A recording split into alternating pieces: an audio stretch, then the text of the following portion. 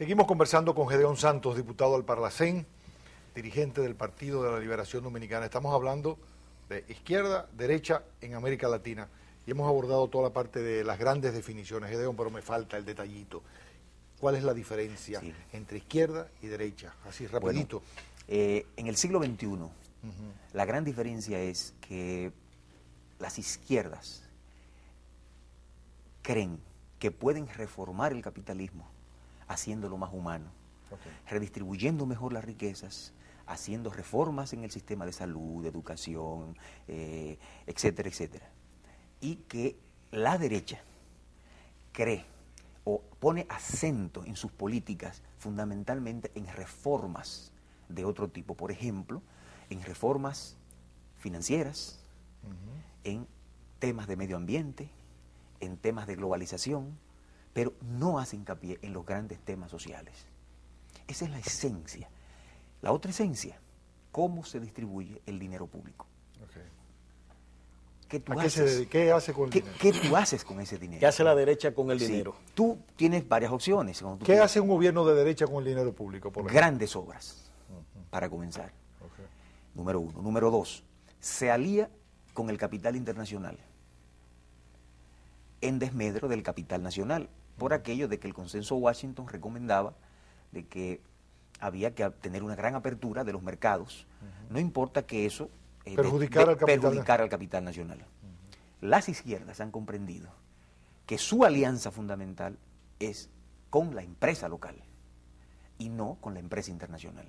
Y eso es un elemento muy bien marcado que se ve en todos los gobiernos que hoy están dirigiendo América Latina. Fíjate que tú tienes mucha razón cuando tú dices eso, porque una de las bromas que se utilizan en Brasil, dicen que el Partido de los Trabajadores de Lula es el partido que más quieren los empresarios, porque ha favorecido la industria nacional brasileña. Y tiene que ver, y puede haber empresarios de izquierda en consecuencia. Claro, siguiendo ese razonamiento. ¿Los hay en Brasil? ¿Qué es lo que pasa? El concepto de nacionalismo originalmente fue un concepto burgués. Sí, claro, totalmente. O sea, el Estado Nacional. El Estado Nacional, organizar el Estado para sus beneficios, porque así ellos tenían un territorio que controlaban, un mercado controlado por ellos, y eso era esencialmente llamado nacionalismo. Y es progresista sin embargo, claro, en su momento. Sin embargo, con los procesos de ampliación del capital y la globalización, esto cambia. Y las empresas transnacionales. Correcto, todo esto cambia. Entonces hay un sector de las sociedades en América Latina, de las empresas, que están ligadas al capital internacional, ya que es porque sean importadores o porque sean exportadores o porque dependan del capital financiero internacional, por cualquier tipo de dependencia. Joint ventures también. O joint ventures, exacto. Entonces hay otro sector que no tiene ninguna dependencia, que su dependencia es del mercado interno. Entonces, fíjense, hay una gran diferencia entre esos dos tipos de empresarios. Entonces, ¿qué han entendido las izquierdas?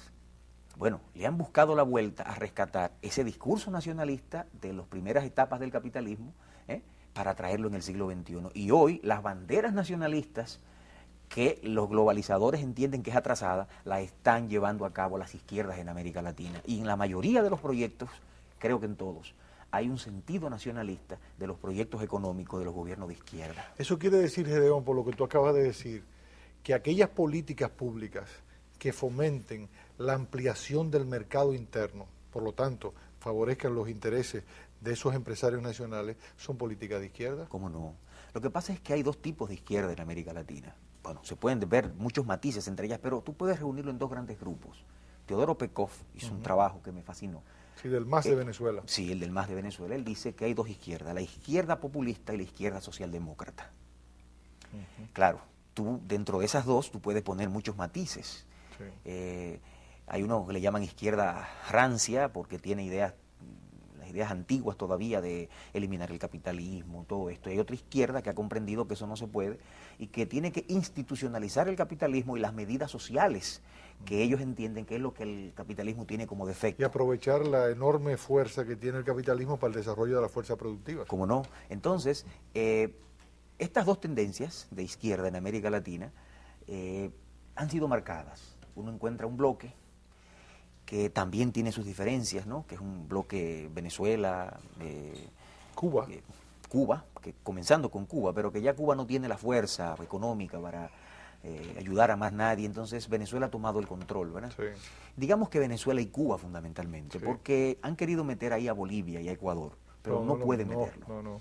Porque una de las críticas y de los miedos que tenía los empresarios en América Latina de la emergencia de las izquierdas como partidos gobernantes era que, primero, la economía no iba a crecer. Y se acusaba de que si ganaban las izquierdas no crecían las economías. Sí. No ha sido verdad. Salvo con que eran malos gestores de la economía. Correcto.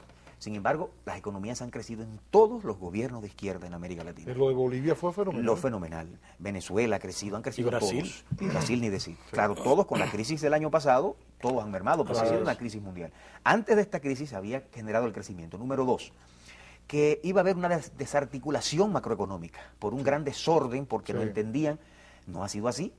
Han tenido la macroeconomía bajo control en todos los gobiernos, a excepción de Venezuela. Sí, que se ha disparado la inflación. Que se ha disparado la inflación, ¿no? Y otras variables, incluyendo la energía, etcétera, por una serie de problemas que tiene, estructurales que tiene Venezuela. Entonces, ¿qué es lo que se ve? Que hasta en eso estamos hablando de un sector de izquierda que quizás es el más radical. El otro lado, que es el lado socialdemócrata. Pero ahí tú mencionas a quién, a Lula. Bueno, Chile, Brasil, Argentina y Uruguay. Y Paraguay, que tiene una mezcla ahora de ambas cosas, porque Paraguay es un caso muy especial. Sí, muy pobrecito. Muy pobre además y con muchas dificultades. Instituciones muy débiles. Muy débiles. Entonces, para tú lograr hacer una especie de izquierda socialdemócrata, tienes que tener una base de institucionalidad ya creada. ¿Qué ventaja tienen la izquierda, la otra izquierda que no es socialdemócrata? Que tiene grandes recursos naturales. Y ha podido, sobre la base de esos recursos naturales, digamos que rehacer los contratos que tenían para redistribuir riquezas a partir de esas riquezas naturales. Y eso les ha permitido a ellos una especie de reformas fiscales, sui generis, porque en el fondo son reformas fiscales, para ellos tener recursos y distribuir. Por eso, fíjate que en los países donde hay recursos naturales, las izquierdas se han mantenido en el poder a pesar de la crisis. Es verdad. En cambio, en los países que se están generando elecciones, que no hay grandes recursos naturales, están teniendo dificultades las izquierdas. Yo pienso que hay muchas lecciones que uno puede tener, pero las izquierdas gobernantes, tú tienes que juzgarlas, no con la misma vara que tú juzgarías a la derecha. Tienes que juzgarla porque si hacen o no lo que ellos vinieron a hacer, que fue redistribuir riquezas y resolver el problema social. Tú no puedes juzgar a la izquierda por otra cosa.